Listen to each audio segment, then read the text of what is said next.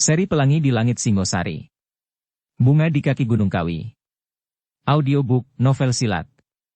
Cerita, Esa Mintarja. Bab 13.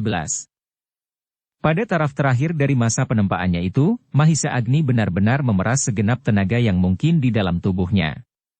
Setelah segenap petunjuk, tuntunan dan latihan-latihan dengan gurunya dilakukan, maka akhirnya Mahisa Agni pun sampai pada taraf menunjukkan hasil perjuangannya. Hasil perjuangan yang memiliki nilai kembar yang saling bersangkut paut. Apa yang dicapainya adalah hasil hubungannya timbal balik dengan sumbernya. Cinta kasih yang memancar dari sumbernya yang telah dapat dihayatinya, dan kemudian terpancarlah cinta kasih dari dalam dirinya, dalam kesetiaan dan pengabdiannya, maka Yang Maha Agung telah mengizinkannya, mengungkapkan semua kekuatan-kekuatan yang memang dianugerahkan dalam dirinya untuk melakukan hubungan timbal balik yang kedua dengan sesamanya. Hubungan cinta kasih antara sesama titah dalam pengamalan ilmunya. Sehingga akhirnya sampailah saatnya kini Mahisa Agni diliputi oleh getaran-getaran yang terakhir dari penerapan ilmunya itu. Getaran-getaran yang seakan-akan menusuk-nusuk tubuhnya dari segenap arah. Seakan-akan dunia ini pun kemudian ikut bergetar pula dalam suatu gerak yang beraneka warna. Getaran-getaran yang kasar, yang halus, yang tajam dan dalam segala bentuk. Kemudian menyusulah getaran-getaran yang seakan-akan mengguncang-guncang tubuhnya. Seperti gempa yang melandanya bertubi-tubi. Namun Mahisa Agni sadar bahwa ia harus menyelesaikan taraf yang terakhir ini. Karena itu dengan memejamkan matanya ia duduk bersila. Kedua tangannya bersilang dan telapak-telapak tangannya terletak di kedua pundaknya yang berlawanan. Dengan sepenuh tenaga lahir dan batin Mahisa Agni menghayati masa-masa terakhir itu. Getaran-getaran itu pun semakin lama menjadi semakin terasa, dan bahkan kemudian, meskipun Agni telah memejamkan matanya, namun seolah-olah dilihatnya dunia ini dengan jelasnya. Semua warna yang ada, berputar-putar di dalam rongga matanya. Hijau, merah, hitam, kuning, ungu, biru dan segala macam warna. Namun itu sendiri tidak membawa arti apapun bagi Mahisa Agni. Yang kemudian dilihatnya adalah watak dari warna-warna seakan-akan wajah-wajah yang bengis, pucat, licik, suram dan segala macam. Namun akhirnya warna-warna itu berputaran dalam satu pusat. Bercampur baur menjadi satu. Segala macam warna dengan wataknya masing-masing. Semakin lama semakin cepat. Dan akhirnya luluhlah segala warna itu menjadi warna yang tunggal. Putih. Warna putih itu pun berputar dengan cepatnya, semakin lama menjadi semakin cepat. Dan seakan-akan dari pusat warna itu memancarlah cahaya yang terang semakin terang. Akhirnya warna itu pun menjadi gemerlapan. Di dalam warna yang terang itulah Mahisa Agni seolah-olah melihat dirinya sendiri. Betapa lemahnya dirinya. Hanyut dalam pusaran warna yang putih dan gemerlap itu. Semakin cepat. Namun Agni yang berputar itu pun telah berusaha untuk menahan dirinya. Dengan segala usaha akhirnya gambaran dirinya yang berputar itu pun semakin dapat menguasai keadaannya. Sehingga akhirnya Agni itu pun kemudian berhasil tegak di atas kedua kakinya. Tegak dalam pancaran cahaya yang putih. Sehingga putaran cahaya yang putih itu pun menjadi semakin lambat. Namun demikian cahaya itu berhenti, kembali tampak segala macam warna seolah-olah melanda warna yang putih itu. Namun cahaya yang memancar dari dalam diri Agni itu pun kemudian berhasil mengusirnya. Kini dilihatnya bayangan dirinya itu membentangkan tangannya. Kemudian bersilang di muka dadanya sudut menyudut, kedua telapak tangannya terbuka dengan keempat jarinya merapat tegak. Dan dengan satu loncatan maju bayangan itu telah mengayunkan tangannya. Betapa dahsyat akibatnya. Seolah-olah angin yang maha dahsyat melanda dirinya. Demikian dahsyatnya sehingga kepala Mahisa Agni itu serasa berputar dalam saat-saat yang terakhir itu, dunia telah menjadi gelap semakin gelap. Dan tubuh Mahisa Agni yang lemah itu pun kemudian terjatuh di tanah. Gurunya, yang duduk di belakang Mahisa Agni, melihat perkembangan keadaan muridnya dengan tegang. Namun terasa olehnya, bahwa muridnya telah berhasil memusatkan segenap panca inderanya dalam satu karya. Bergabungnya segenap kekuatan, dan terungkitnya kekuatan-kekuatan itu, telah membebani muridnya dengan keadaan yang sangat berat. Demikian beratnya, sehingga akhirnya Mahisa Agni itu menjadi seolah-olah pingsan. Namun itu adalah pertanda, bahwa muridnya telah berhasil membuka hatinya dalam satu pemusatan pikiran yang akan dapat melandasi ilmu Gundala Sastra dalam pelaksanaannya. Bagian 2 bunga kembang di angin kencang ketika matahari menjenguk dari punggung cakrawala di timur, maka warna-warna yang kelam di dalam hutan di kaki Gunung Semeru itu pun menjadi cair pula karenanya. Mahisa Agni perlahan-lahan menggeliat. Kemudian memandang berkeliling. Dilihatnya gurunya duduk menunggunya seperti seorang yang sedang bersemadi. Namun ketika dilihatnya Mahisa Agni terbangun maka orang tua itu pun kemudian tersenyum. Tidur yang nyenyak, Agni. Apakah kau bermimpi? Mahisa Agni pun tersenyum pula. Perlahan-lahan ia bangkit dan duduk di muka gurunya. Diamat-amatinya tubuhnya seperti ada sesuatu yang tidak dikenalnya pada dirinya. Namun demikian, sebelum ia bertanya kepada gurunya, dicobanya untuk mengetahuinya sendiri, perubahan-perubahan apakah yang telah terjadi pada dirinya itu. Tubuhnya kini terasa betapa segar dan ringan. Darahnya yang hangat serta detak jantungnya, tarikan nafasnya dan simpul-simpul sarafnya seakan-akan menjadi semakin teratur dan dikenalnya dengan sempurna. Ketika kemudian dikenangnya apa yang telah terjadi kemarin, maka segera disadarinya bahwa pasti ada perubahan di dalam dirinya itu. Empu Purwa itu melihat betapa muridnya menjadi heran atas keadaan diri. Karena itu maka katanya, "Agni, adakah sesuatu yang lain kau rasakan dalam dirimu?" "Iya, Guru," jawab Mahisa Agni. Gurunya mengangguk-anggukan kepalanya. Kemudian dirabanya tubuh muridnya. Dipijatnya setiap simpul-simpul syaraf dan nadinya pada punggung dan tengkuk muridnya. Sebagai seorang yang telah mengenal setiap simpul-simpul tubuh manusia, maka segera Empu Purwa mengetahui bahwa tubuh Mahisa Agni pun telah terbuka. Maka katanya, "Agni, apakah yang terjadi pada dirimu?" Mahisa Agni mencoba mengingat semua peristiwa yang tampak olehnya dalam pemusatan pikiran, perasaan dan angan-angannya. Satu demi satu, sehingga akhirnya semuanya menjadi gelap. "Mahisa Agni," berkata gurunya, "peristiwa yang terjadi dalam dunia yang tak kasat mata itu, tidak sama bagi setiap orang yang menjalani pemusatan pikiran, perasaan dan angan-angan seperti yang kau lakukan. Semuanya itu tergantung atas tanggapannya terhadap dunia besar dari dunia kecilnya. Juga sikap yang kau lihat itu pun tergantung pada unsur-unsur gerak yang paling merangsang dalam dirimu. Namun, adalah satu persamaan, bahwa kau telah diizinkan oleh Yang Maha Agung, untuk menguasai cara-cara yang sebaik-baiknya untuk mengungkapkan setiap kekuatan di dalam tubuhmu." Terasa dada Mahisa Agni berdesir halus. Sekali lagi ia mengucap syukur di dalam hatinya atas karunia itu dan karena itu maka betapa ia menjadi terharu. Dengan demikian, maka tak sepatah pun yang dapat diucapkannya, karena kerongkongannya tiba-tiba serasa tersumbat. Apalagi ketika kemudian gurunya itu berkata kepadanya, "Agni, berdirilah. Lihatlah ke sekelilingmu. Dan cobalah, apakah kau benar-benar mampu menyalurkan kekuatan-kekuatan di dalam tubuhmu." Dada Mahisa Agni kini menjadi berdebar-debar. Ditatapnya wajah gurunya seakan-akan minta penjelasan. Sehingga kemudian gurunya itu pun berkata, "Berdirilah. Bersikaplah menurut ungkapan indramu dalam unsur-unsur gerak yang paling merangsang dalam dirimu. Salurkanlah kekuatan di dalam tubuhmu ke bagian-bagian tubuh yang kau kehendaki. Niscaya kau akan berhasil." Perlahan-lahan Mahisa Agni itu pun berdiri. Meskipun dengan agak ragu-ragu, namun ia melangkah pula agak menjauh. Dipandangnya keadaan di sekelilingnya. Yang ada hanyalah pokok-pokok kayu dan gumpalan-gumpalan batu padas yang berbongkah-bongkah.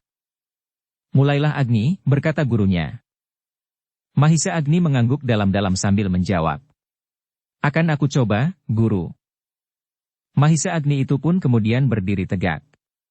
Dipusatkannya segenap kekuatan batinnya, diaturnya jalan pernafasannya seperti yang telah dipelajarinya. Ketika terasa di dalam dadanya getaran-getaran yang bergerak-gerak, maka dicobanya untuk mengaturnya dan menyalurkannya ke telapak tangannya. Tiba-tiba seakan-akan digerakkan oleh tenaga yang tak dikenalnya, Mahisa Agni itu pun mengangkat kedua tangannya, kemudian disilangkannya kedua tangannya itu di muka dadanya, sedang keempat jari-jarinya tegak merapat. Satu kakinya pun kemudian terangkat ke depan. Dan ketika getaran yang mengalir dari pusat dadanya dan dari bagian-bagian tubuhnya yang lain seakan-akan telah mengendap di telapak tangannya, maka Mahisa Agni itu pun meloncat maju.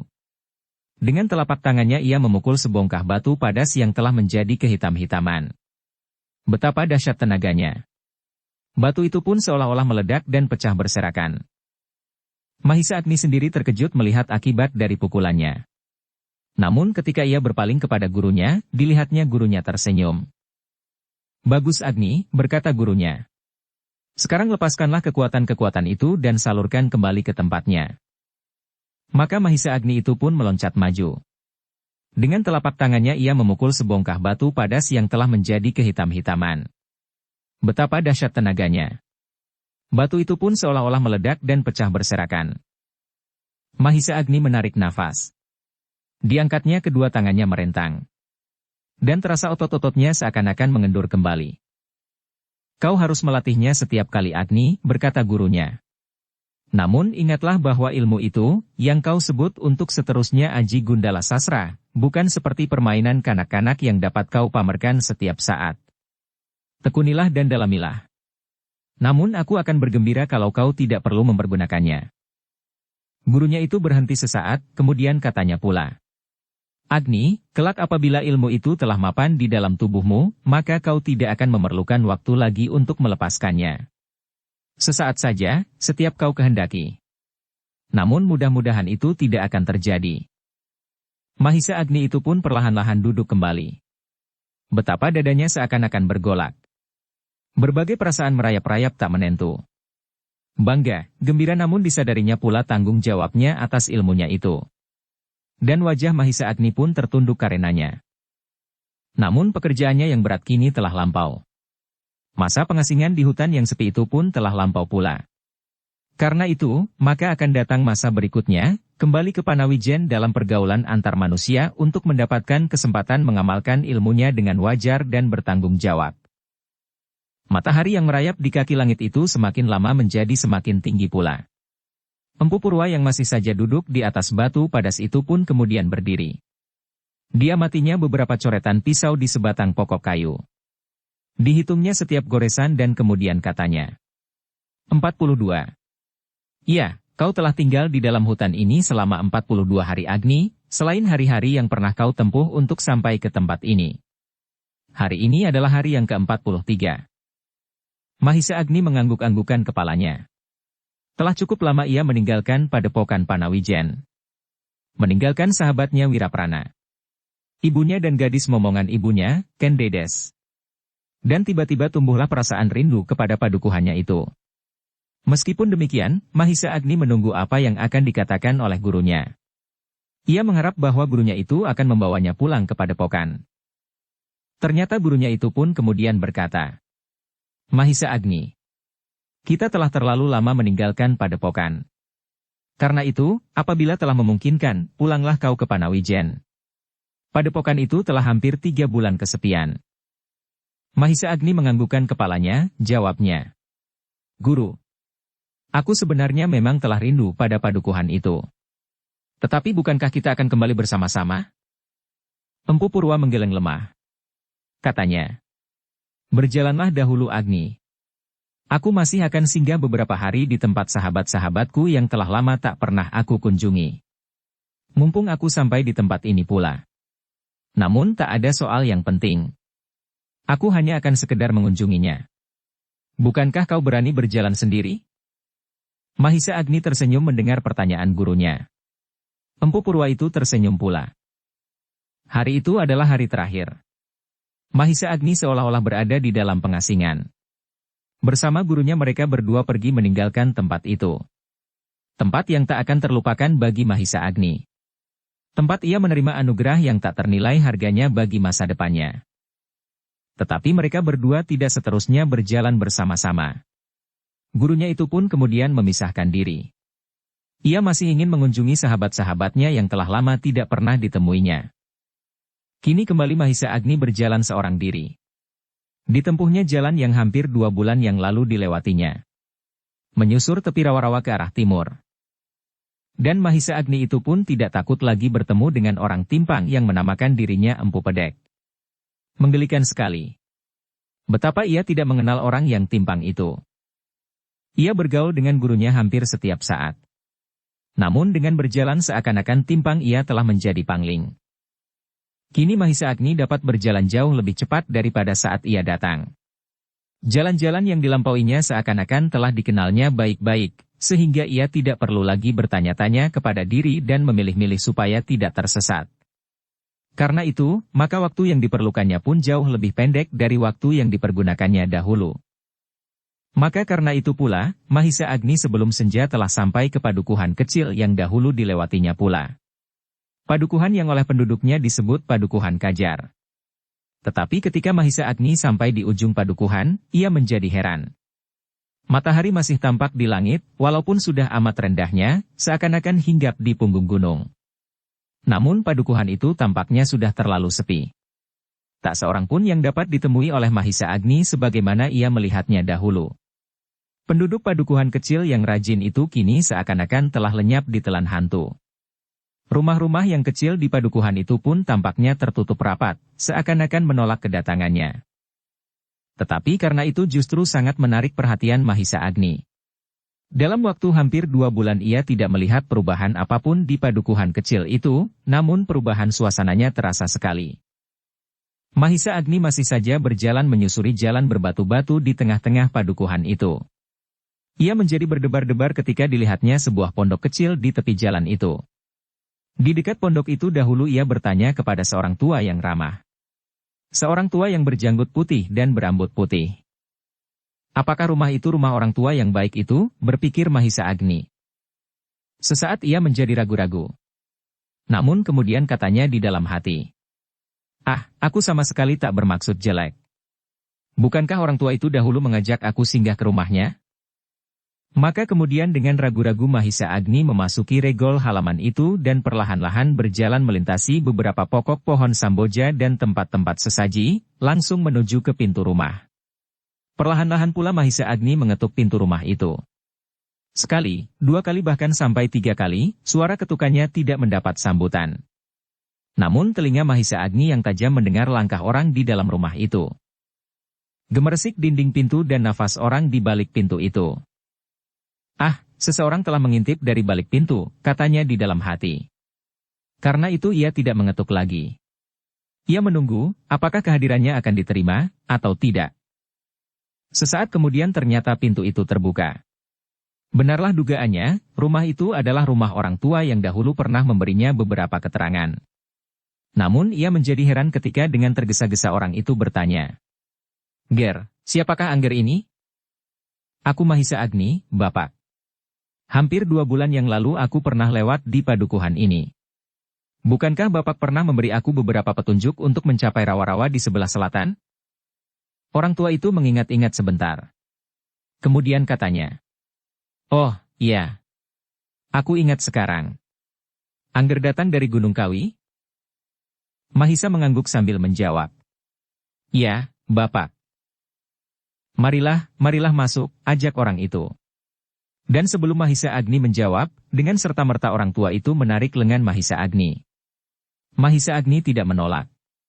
Dan demikian ia melangkah pintu, demikian orang tua itu dengan tergesa-gesa menutup pintunya kembali. Mahisa Agni pun menjadi semakin heran. Seolah-olah di luar rumah itu sedang berkeliaran hantu-hantu, sehingga orang tua itu menjadi ketakutan. Dengan nafas yang terengah-engah seperti orang baru saja berlomba lari orang itu mempersilakan Mahisa Agni duduk di atas selembar tikar anyaman. Silakan Ger, silakan duduk. Mahisa Agni itu pun duduk pula. Diletakkannya tongkat kayu serta bungkusannya. Dan dengan sebuah anggukan Mahisa Agni menjawab. Terima kasih, Bapak. Ah, desah orang tua itu. Hampir aku melupakan Angger. Bukankah Angger pernah lewat di jalan di muka rumah ini? Ah, Angger ternyata sekarang menjadi kurus. Jauh lebih kurus dari saat Angger lewat dahulu. Tanpa sesadarnya Mahisa Agni mengamat-amati tangannya. Memang ia menjadi bertambah kurus. Meskipun demikian ia menjawab. Tidak Bapak. Aku tidak menjadi kurus. Orang itu tertawa.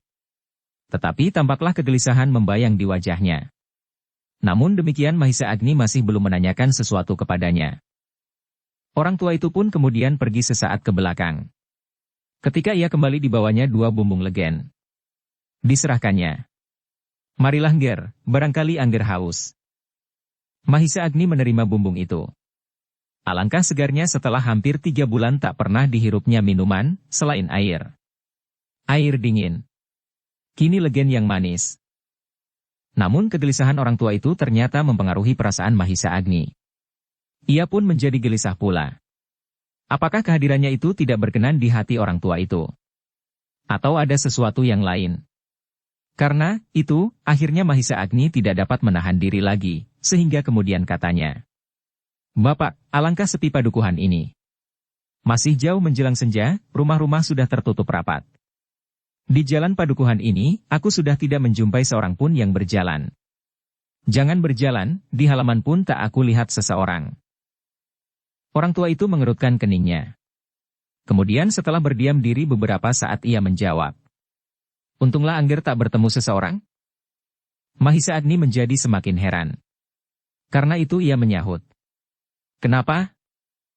Orang itu dengan gelisahnya memandangi pintu rumahnya.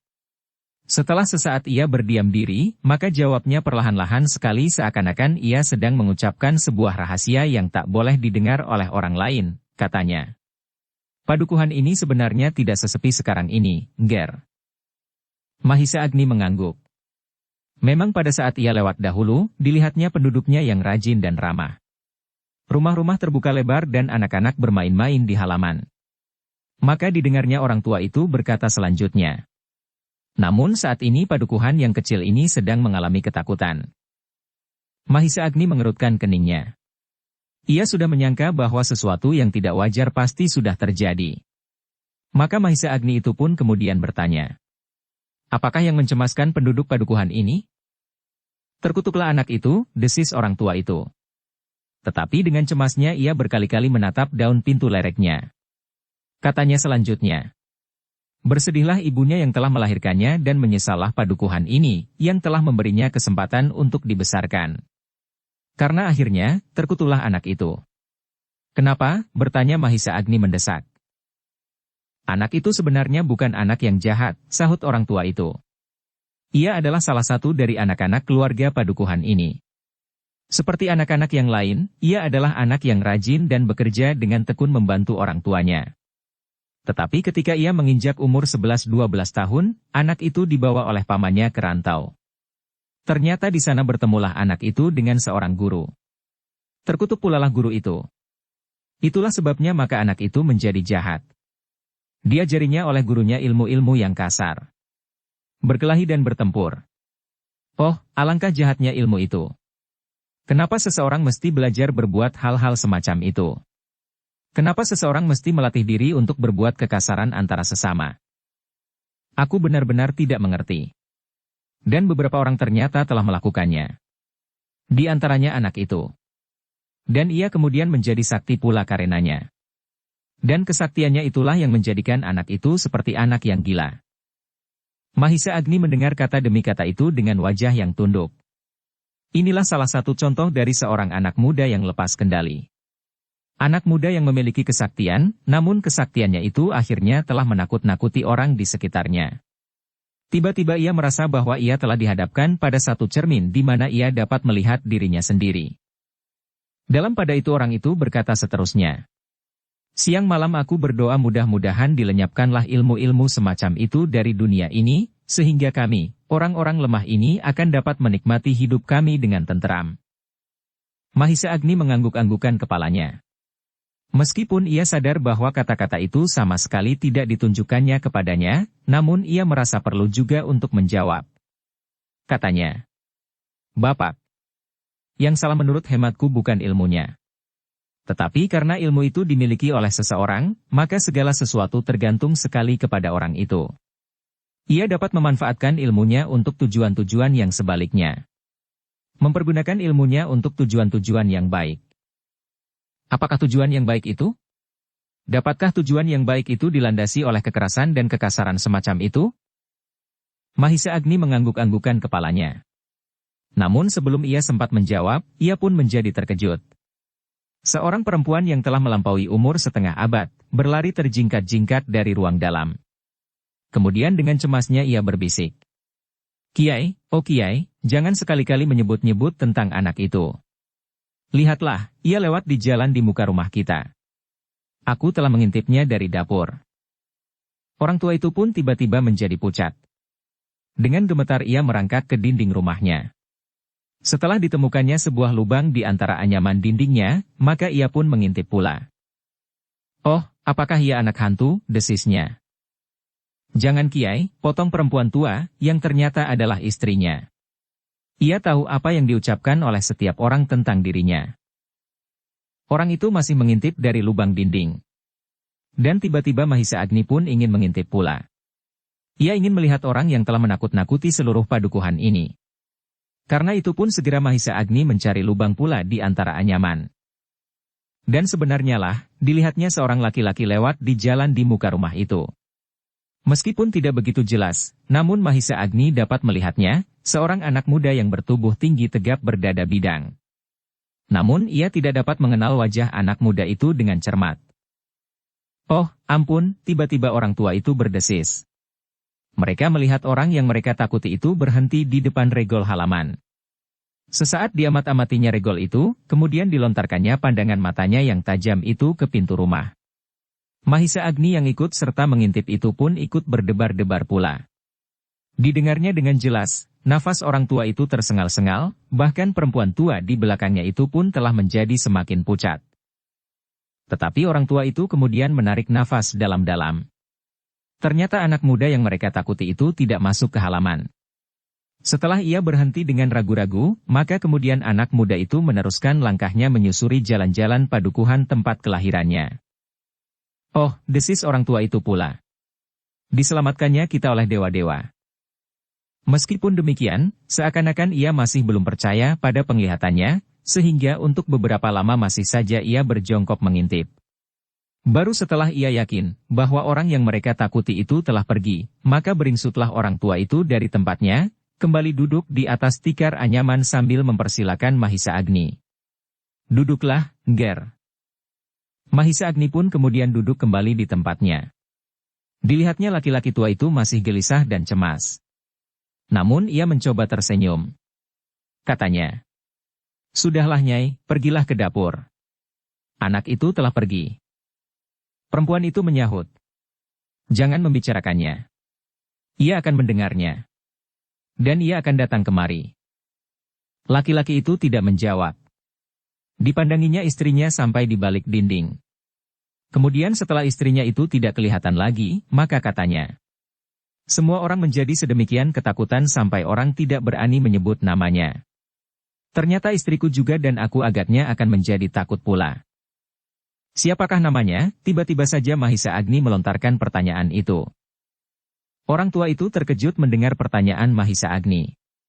Jawabnya, "Jangan bertanya namanya Angger." Mahisa Agni tersenyum. Dan orang itu menjadi heran melihat senyum itu.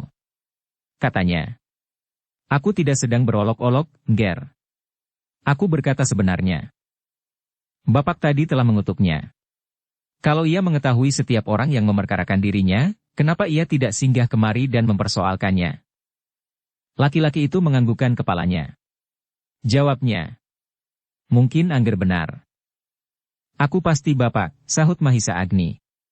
"Ia tidak akan mendengar." Orang tua itu mengangguk-anggukan kepalanya. Hampir saja ia menyebut nama itu, namun diurungkannya ketika ia melihat istrinya datang untuk menyalakan lampu minyak yang melekat di dinding. Namun kemudian dengan selembar daun, nyala lampu itu pun ditutupnya supaya tidak tampak terlalu terang dari luar. Baru ketika perempuan itu telah pergi, berkatalah orang tua itu, "Aku mengenalnya pada masa kanak-kanaknya dengan nama Pasik." Tetapi kemudian nama itu diubahnya. Ketika ia datang untuk pertama kalinya mengunjungi padukuhan ini sesudah berguru, maka namanya berganti menjadi Waraha. Aku tidak tahu mana yang lebih baik, namun Waraha benar-benar mempunyai kesan yang menakutkan. Mahisa Agni mengangguk-anggukan kepalanya. Kesan nama itu benar-benar menakutkan. Dan bukanlah tanpa maksud bagi Pasik untuk mengubah namanya. Perubahan nama itu telah menunjukkan nafsu yang tersembunyi pada anak itu. Nafsu untuk menang dan nafsu untuk menguasai. Maka bertanyalah Mahisa Agni kemudian, apakah yang kemudian dilakukan di tempat kelahirannya ini, sehingga semua orang menjadi takut kepadanya? "Oh, benar-benar terkutuk anak itu," jawab laki-laki tua itu. Setiap kali ia kehabisan uang, harta dan benda, selalu ia datang ke rumahnya.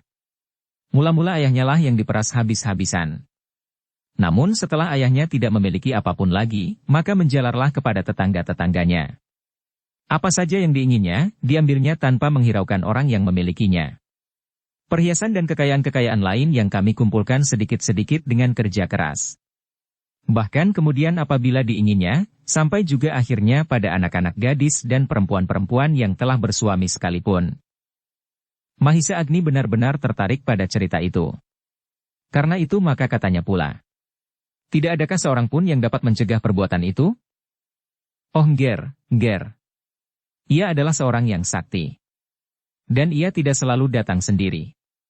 Pernah ia datang bertiga dengan saudara-saudara seperguruannya. Dan bahkan kali ini ia datang bersama-sama dengan gurunya. Orang tua itu berhenti sesaat. Sekali lagi ia menatap pintu rumahnya, kemudian katanya melanjutkan perlahan-lahan sekali. Ayahnya sendiri hampir saja dibunuhnya, ketika ayahnya itu mengutuknya. Kata ayahnya itu, kalau Pasik itu mati saja, maka ayahnya akan menyembelih 3 ekor kambing sebagai ucapan terima kasihnya. Tetapi ayahnya itu dipukulnya sambil berteriak. Biarlah kau mati dahulu tua bangka. Dan ibunya pun pernah juga dicekiknya hampir mati. Orang tua itu berhenti sejenak. Sekali-kali ia berpaling ke arah pintu dengan cemasnya. Kemudian katanya. Ah, sudahlah. Marilah kita berbicara tentang hal-hal yang lain, yang dapat menggembirakan hati kita. Baiklah, Bapak, jawab Mahisa Agni. Namun aku masih ingin bertanya sedikit tentang anak muda itu. Apakah Pasik itu juga mengenal Bapak dengan baik? Oh tentu, jawab orang tua itu. Ia mengenal aku seperti mengenal bapaknya sendiri pada masa kanak-kanaknya. Ia adalah kawan bermain anak gadisku. Dan ibumu di sini pun senang juga kepada anak itu dahulu. Apabila ia bermain-main kemari, diberinya anak itu makanan dan dibuatkannya permainan-permainan yang mengasihkan. Sudah barang tentu sekarang tidak bukan Bapak, selama Mahisa Agni. Terkutuklah anak itu, umpat orang tua itu perlahan-lahan sekali. Ibunya sendiri pernah dicekiknya hampir mati. Tetapi baik ayahnya maupun ibunya itu masih juga hidup sampai sekarang. Apakah yang sudah dilakukannya sejak ia pulang kali terakhir ini, Bapak? Bertanya Mahisa Agni. Tak bermaksud jelek. Bukankah orang tua itu dahulu mengajak aku singgah ke rumahnya? Orang tua itu menggeleng. Belum ada, jawabnya. Dan karena kami selalu berdebar-debar. Ketika ia pulang yang terakhir sebelum kali ini, diambilnya gadis anak tetangga sebelah untuk seorang saudara seperguruannya. Ketika orang tuanya mencoba untuk mencegahnya, maka orang itu diancamnya. Dan akhirnya tak seorang pun yang mampu untuk mengurungkan niat itu. Cerita itu pun terhenti pula ketika perempuan tua, istri laki-laki itu, masuk kembali sambil berbisik. Sudahlah, Kiai. Sudahlah. Jangan sebut-sebut lagi anak muda itu. Akan celakalah nasib kita karenanya. Laki-laki tua itu menganggukkan kepalanya. Katanya. Baiklah, Nyai. Aku memang sudah akan berhenti bercerita, namun Angger Agni ini masih bertanya pula. Perempuan tua itu memandang wajah Mahisa Agni. Dari matanya memancar suatu permintaan, seakan-akan berkata. Sudahlah Nger, jangan bertanya tentang anak itu lagi. Mahisa Agni pun memaklumi permintaan itu. Dan ia pun menjadi iba juga kepada perempuan yang ketakutan itu. Karena itu maka ia tidak bertanya-tanya lagi. Dan laki-laki tua itu pun tidak bercerita lagi tentang anak muda yang menakutkan itu. Kini laki-laki itu mulai bercerita tentang anak perempuannya. Anak yang diperistri oleh tetangga sebelah. Oleh kakak dari gadis yang dilarikan Pasik. Mudah-mudahan anak itu menjadi bahagia, desahnya. Dan mudah-mudahan anak itu tidak diganggu oleh anak muda yang durhaka itu, atau oleh saudara-saudara seperguruannya. Hus, desis istrinya. Kiai sudah akan mulai lagi. Oh, tidak, sahutnya cepat-cepat. Dan sesaat orang itu berdiam diri. Istrinya pun tidak berkata-kata pula.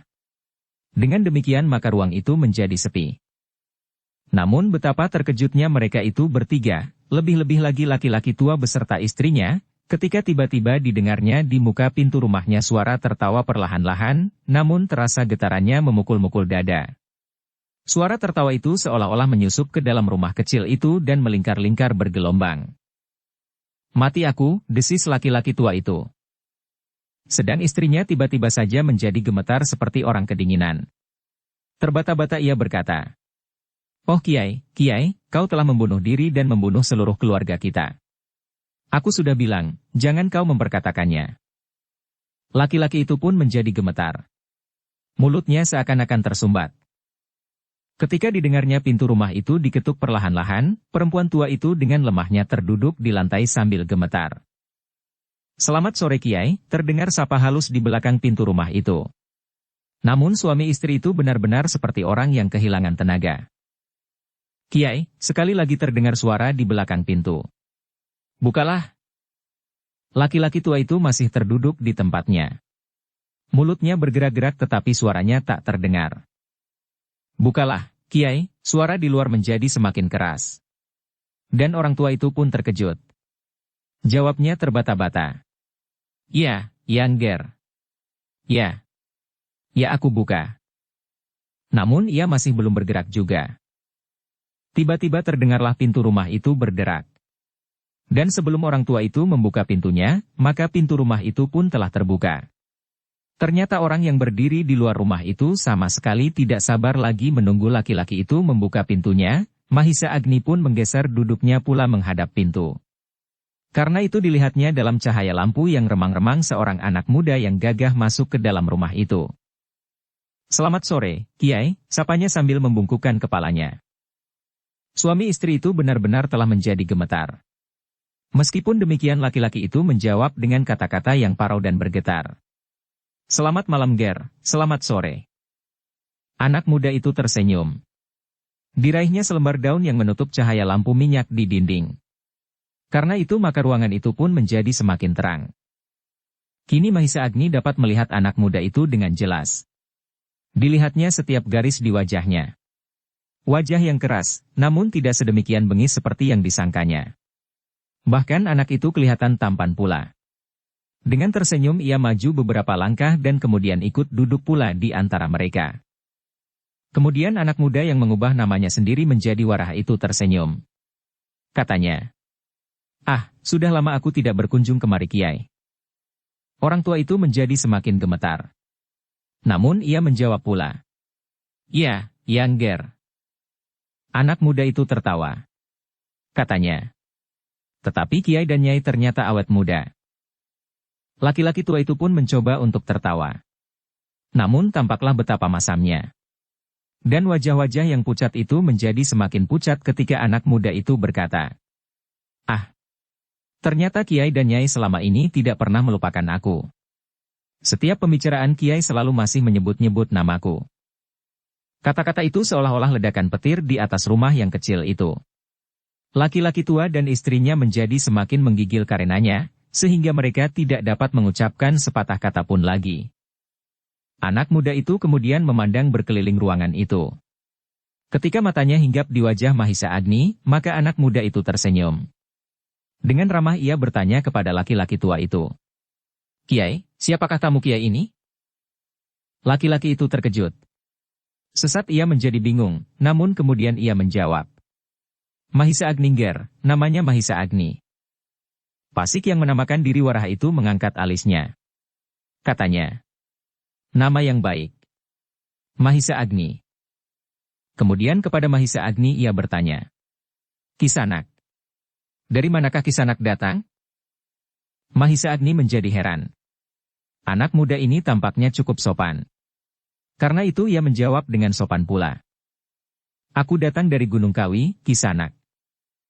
Waraha mengernyitkan alisnya.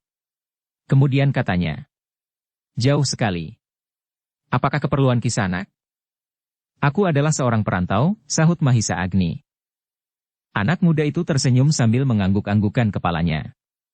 Tiba-tiba ditatapnya bungkusan Mahisa Agni di samping tongkat kayunya. Katanya pula, "Ya, aku percaya kalau Kisanak seorang perantau. Apakah yang Kisanak simpan di dalam bungkusan itu?"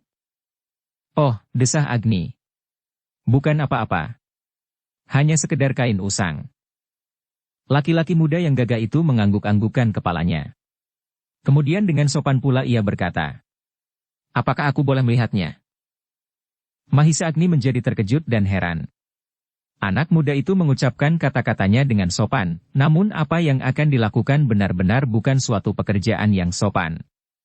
Kini tahulah Mahisa Agni, bahwa anak muda itu melakukan perbuatan-perbuatan yang menakutkan penduduk Kajar dengan tingkah laku yang sopan dibuat-buat. Karena itu Mahisa Agni menjawab, tak ada apa-apa di dalamnya, Kisanak. Waraha tersenyum. Ia tidak berbicara lagi. Beberapa langkah ia berjalan sambil berjongkok, dan dengan sopannya ia berkata kepada laki-laki tua itu. Maafkan aku Kiai. Dan sebelum Mahisa Agni dapat mencegahnya, Waraha telah meraih bungkusannya. Mahisa Agni hanya dapat menarik nafas. Namun ia harus memperhatikan setiap perbuatan Pasik. Karena itu, Mahisa Agni itu pun kemudian bergeser beberapa cengkang, mendekati Pasik yang asyik membuka bungkusannya itu. Anak muda itu terkejut ketika di dalam bungkusan itu dilihatnya sebilah keris. Ah, katanya. Keris yang bagus. Mahisa Agni mengerutkan keningnya. Keris itu adalah keris pusaka peninggalan ayahnya dan dibuat oleh pamannya. Meskipun demikian masih dibiarkannya Pasik mengamat-amati keris itu. Sambil mengangguk-anggukan kepalanya Pasik itu bergumam. Keris yang bagus. Bagus sekali. Dari manakah kau dapat keris ini Kisanak? Mahisa Agni mengangkat keningnya jawabnya, aku menerimanya dari ayah, Kisanak. Apakah kau seorang yang ahli mempergunakan senjata, khususnya keris? Mahisa Agni cepat-cepat menggelengkan kepalanya. Jawabnya. Keris pusaka. Aku bawa kemana saja aku pergi. Mudah-mudahan keris itu dapat memberi aku keselamatan. Waraha itu tiba-tiba tertawa. Katanya. Ah kau aneh Kisanak. Apakah kerismu ini juga dapat memberimu keselamatan? Kau agaknya kurang dapat memahami kata-kata itu. Keris ini akan dapat memberi keselamatan apabila kau mampu mempergunakannya. Apakah kau mampu bertempur dengan keris? Mahisa Agni menggeleng pula. Jawabnya. Mudah-mudahan keris itu bermanfaat bagiku. Pasik itu mengangguk-anggukan kepalanya. Tiba-tiba ia berkata menyentak. Hai perantau. Apakah kau seorang petualang yang sakti? Mahisa Agni terkejut ketika tiba-tiba ia melihat Waraha menarik kerisnya dari rangkanya. Ujung keris itu tiba-tiba telah terayun ke dadanya. Mahisa Agni itu pun kemudian bergeser surut. Ia tidak mau membuat perselisihan sejauh mungkin. Karena itu ia menjawab. Jangan Kisanak, jangan. Namun Waraha itu pun beringsut maju pula. Kerisnya masih terarah ke dada Mahisa Agni. Sambil membentak sekali lagi ia berkata. Ayo, lawanlah. Mahisa Agni pun bergeser pula mundur. Katanya.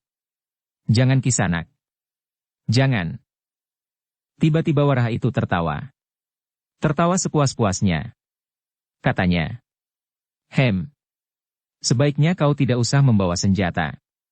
Senjata ini akan berbahaya bagimu sendiri seandainya kau tidak mampu mempergunakannya.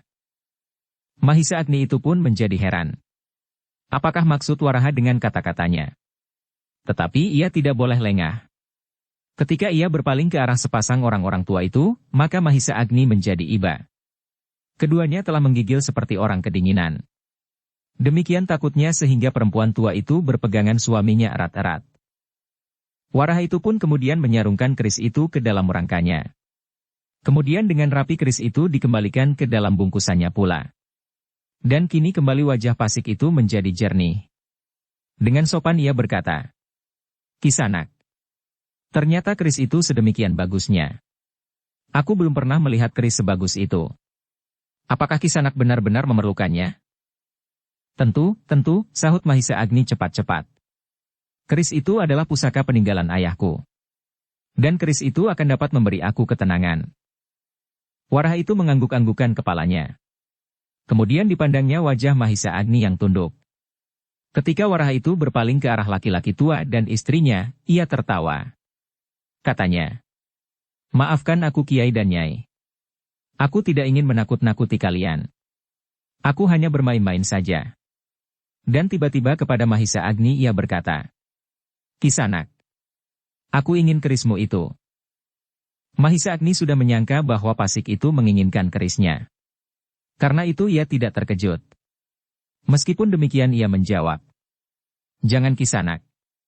Keris itu keris pusaka. Namun Wara itu pun beringsut maju pula. Kerisnya masih terarah ke dada Mahisa Agni. Sambil membentak sekali lagi ia berkata. Ayo, lawanlah. Mahisa Agni bergeser pula mundur katanya. Jangan Kisanak. Jangan. Waraha tertawa. Sekali lagi ia memandang ke wajah laki-laki tua dan istrinya. Katanya. Jangan takut, Kiai. Aku tidak akan berbuat apa-apa. Aku sebenarnya hanya ingin berkunjung saja. Bukankah Kiai dan Nyai telah banyak berbuat kebaikan kepadaku? Laki-laki tua itu mengangguk-angguk kosong. Dari mulutnya terloncat kata-kata, satu-satu. Yangger. Terima kasih, terima kasih. Kenapa terima kasih? Bertanya anak muda itu. Orang tua itu menjadi bingung, sedemikian bingungnya sehingga ia menjawab. Terima kasih Nger, karena Angger tidak akan berbuat apa-apa. Jawab Pasik. Apakah aku selalu mengganggu orang? Sehingga apabila aku tidak berbuat demikian, maka itu dapat dianggap suatu kebaikan? Orang tua itu menjadi semakin bingung. Terbata-bata ia menjawab. Tidak, tidak. Maksudku tidak sedemikian. Pasik itu tiba-tiba tertawa terbahak-bahak sehingga tubuhnya berguncang-guncang. Semakin lama semakin tampaklah bahwa kesopanan yang berlebih-lebihan itu adalah dibuat-buatnya saja. Ternyata apa yang dilakukan semakin menjadi kasar dan memuakkan. Kepada Mahisa Agni kemudian anak muda itu berkata, Anak muda, aku ingin kerismu itu. Besok kau harus menyerahkannya kepadaku di rumahku. Ingat besok. Aku tidak akan merampas keris itu di sini supaya aku tidak menakut-nakuti penghuni rumah yang baik ini, meskipun sekarang sudah menganggap aku sebagai anak durhaka, seperti orang seluruh padukuhan ini menganggap aku demikian pula. Tetapi tak apa. Aku dapat hidup tanpa orang-orang di padukuhan ini. Nah, ingat. Besok pagi. Jangan mencoba melarikan diri malam nanti. Sebab nyawamu pasti akan melayang. Mahisa Agni itu pun mencoba bertanya. Kenapa aku mesti menyerahkan keris ini kepada Kisanak? Pasik mencibirkan bibirnya. Jangan banyak bertanya, jawabnya. Malanglah kau, karena kau telah bertemu dengan aku. Nah kini aku akan pergi. Ketika Mahisa Agni akan berkata sesuatu, maka Pasik itu segera membentaknya. Jangan bertanya dan berkata apapun. Kau hanya dapat melakukan. Datanglah besok ke rumahku. Serahkan keris itu kepadaku. Aku juga sedang menunggu beberapa orang yang akan memberi aku bekal perjalanan 2-3 hari yang akan datang. Mereka adalah sahabatku yang baik, yang dapat mengerti keadaanku. Dan Mahisa Agni pun kemudian tidak berkata-kata pula. Dan bahkan timbullah keinginannya untuk melihat rumah Pasik besok dan melihat apa saja yang akan dilakukannya dan siapa sajakah yang besok harus datang pula ke rumahnya. Pasik itu pun kemudian berdiri. Namun ia tidak segera pergi. Dilepaskannya ikat pinggangnya beserta timang perak murni yang berkilat-kilat kena sinar lampu minyak. Heranlah Mahisa Agni ketika Pasik itu memberikan timang itu kepada orang tua penghuni rumah itu. Katanya, barangkali aku perlu memberikan sesuatu kepada Kiai. Bukan apa-apa, hanya sekedar tanda mata, supaya untuk seterusnya Kiai tidak melupakan aku, anak nakal yang pernah menerima kebaikan hati dari Kiai berdua. Orang tua itu pun menjadi tercengang. Karena itu untuk sesaat ia diam memasung. Dipandangnya Pasik dengan mata tak berkedip. Sehingga Pasik itu menyerahkannya sekali lagi. Inilah Kiai, terimalah tanda mata yang tak berarti. Seperti kena pukau, maka orang tua itu pun berdiri. Selangkah maju sambil menerima pemberian yang tak disangka-sangkanya. Terima kasih, katanya lirih, hampir tak terdengar. Jangan berterima kasih Kiai, jawab Pasik. Kenang-kenangan yang tak seberapa nilainya. Orang tua itu pun menganggukkan kepalanya. Dia matinya timang perak itu dengan seksama. Baik juga buatannya. Meskipun orang tua itu sebenarnya tak memerlukan timang itu, namun tak habis juga herannya, kenapa pada suatu ketika orang yang bernama Pasik itu sedemikian baik hati kepadanya. Sudahlah, Kiai. Pasik itu minta diri. Ya, Yangger, sahut laki-laki tua itu. Selamat malam, Nyai, katanya pula sambil melangkah ke pintu. Terima kasih Ger, terima kasih, jawab perempuan tua yang kemudian menjadi bertambah berani. Apalagi ketika ia melihat anak yang ditakuti itu justru memberikan timang dan ikat pinggang kepada suaminya. Suatu hal yang tak disangkanya, setelah suaminya tidak habisnya mengumpat dan mengutuk anak itu di hadapan tamu mereka. Pasik itu pun kemudian membuka pintu, dan satu kakinya melangkahi telundak. Tetapi tiba-tiba ia berhenti di tengah-tengah pintu. Sambil berpaling ia berkata, "Besok aku harap Kiai datang juga ke rumah mengantarkan anak muda itu. Salam buat gadis Kiai. Tolong ajak juga ia serta. Jangan lupa, Kiai. Dan masih ada permintaanku kepada Kiai. Aku juga ingin mendapat tanda mata barang sedikit. Apapun asal dapat memberi aku kesan, bahwa Kiai pernah memberi aku kesenangan di masa kecilku." Orang tua itu menjadi berdebar-debar. Besok ia harus datang ke rumah anak itu dengan gadisnya. Ah, bukankah ia sudah bukan gadis lagi? Namun sebelum ia sempat menjelaskan, Pasik itu sudah berkata pula. Kiai, barangkali Kiai tidak usah berpikir terlalu repot tentang tanda mata itu. Apapun jadilah. Misalnya ikat pinggang Kiai yang terbuat dari kulit kerbau itu bersama timangnya sekali. Kini orang tua itu benar-benar merasa seakan-akan disambar petir. Timangnya itu yang dimintanya. Timang emas bersalut permata. Satu-satunya kekayaan yang ada padanya, yang dikumpulkannya sejak mudanya. Karena itu, maka kembali tubuh suami istri itu menggigil. Bahkan lebih keras dari semula, sehingga timang perak murni itu terjatuh dari tangannya. Oh, berkata Pasik yang dengan tergopoh-gopoh melangkah mengambil timang itu. Jangan dibuang Kiai. Simpanlah meskipun tak bernilai. Tetapi ingat, besok aku menunggu Kiai di rumahku. Dan Kiai akan datang membawa tanda mata yang aku minta itu, selain gadis Kiai yang cantik dan anak muda tamu Kiai itu. Pasik tidak menunggu orang tua itu menjawab. Dikalungkannya ikat pinggangnya di leher orang tua itu. Dan dengan langkah yang tegap tenang ia berjalan keluar dari rumah yang pernah menjadi tempatnya bermain pada masa kanak-kanaknya. Sepeninggal Pasik, sesaat orang tua itu masih berdiri saja seperti patung. Baru kemudian ketika ia menyadari keadaannya, diambilnya ikat pinggang yang tersangkut di lehernya itu. Kemudian dibantingnya ikat pinggang itu sambil mengumpat. Anak setan! Sampai hati juga ia minta timang itu. Istrinya ternyata sudah tidak dapat memberi sambutan apapun atas kejadian itu. Agaknya kepalanya menjadi pening, dan tanpa berkata apapun juga, perempuan itu berjalan bergegas masuk ke dalam biliknya. Orang tua itu masih saja gelisah. Bahkan kemudian ia berjalan mondar-mandir sambil mengumpat tak habis-habisnya. Namun kata-kata Pasik itu merupakan perintah baginya selama ia masih sayang akan dirinya. Dipertimbangkannya keadaannya sebaik-baiknya. Berulang-ulang. Namun tak dilihatnya jalan apapun selain menyerahkan kekayaannya itu. Tetapi apabila diingatnya, Pasik minta ia datang bersama anaknya yang ternyata bukan gadis lagi, maka otaknya menjadi semakin pening, dan detak jantungnya seakan-akan memecahkan dadanya yang sudah menjadi semakin tipis. Mahisa Agni menjadi kasihan juga melihat orang tua itu menjadi bingung. Tetapi ia tidak dapat berbuat sesuatu.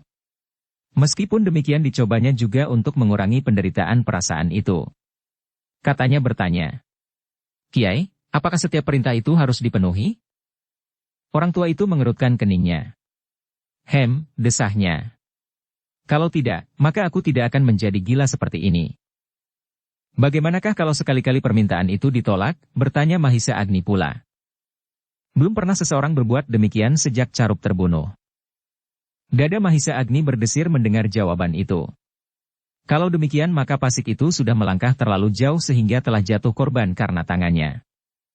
Jadi Pasik itu pernah membunuh orang, bertanya Agni. Orang tua itu mengangguk. Jawabnya, tidak sendiri. Bertiga dengan saudara-saudara seperguruannya. Dikerubut, desak Agni. Orang tua itu menggeleng. Jawabnya, salah seorang dari mereka telah cukup untuk membunuh Carup. Namun mereka melakukannya bertiga. Beramai-ramai seperti membunuh tupai. Mula-mula Pasik itu tidak akan melakukannya. Carup adalah kawannya bermain sejak kecil. Ketika orang itu menolak memberikan seluruh simpanannya 10 keping emas, maka Carup itu dipukul oleh Pasik. Namun kawan-kawannya tidak puas melihatnya. Karena itu, maka mereka pun ikut serta. Dan tubuh Carup itu kemudian seperti pisang busuk. Mahisa Agni mengangkat wajahnya. Sekali ia menarik nafas dalam-dalam. Katanya di dalam hati. Apakah Pasik itu termasuk salah seorang tokoh sakti? Namun aku belum pernah mendengar namanya. Waraha pun belum pernah didengarnya. Mungkin nama gurunya. Karena itu maka Agni pun bertanya. Siapakah gurunya itu? Tak seorang pun yang mengetahuinya. Ia datang dari jauh. Dan disebutnya namanya seperti nama daerah asalnya. Menurut Pasik nama gurunya itu adalah Bahurekso Kalielo. Bersambung ke bab 14. Dukung kami dengan subscribe, follow, like, komen dan share. Terima kasih.